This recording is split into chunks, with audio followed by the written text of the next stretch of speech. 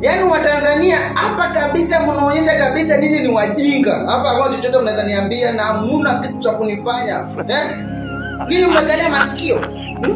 Mtu anauza sera lakini anauza sera kabisa mnaona kabisa yeye anaongea tu vitu za ukweli kuwa Mama Samia Suluhu Hassan tangu aingie kwa madaraka watu wanakufa wakiongezeka washuki kwa sababu mwenye aliingia alipata mauaji ya watoto iko chini 506.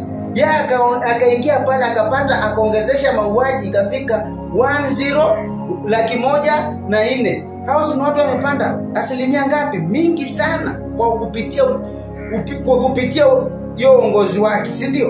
Hebu sikiza mpuuzi anaongea nini. Dr. Samia Suluhu Hassan alipoingia madarakani alikuta vifo vya mama na mtoto kati ya vizazi 100,000 walikuwa wanakufa watoto 506.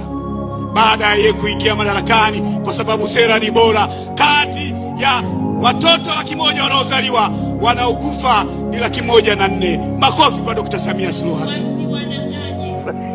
Alafu kabisa wenye wa Tanzania hamna akili, wewe na Samia Suluhu Hassan mnampigia makofi, mnapigia ubakaji na utekaji makofi na uwaji.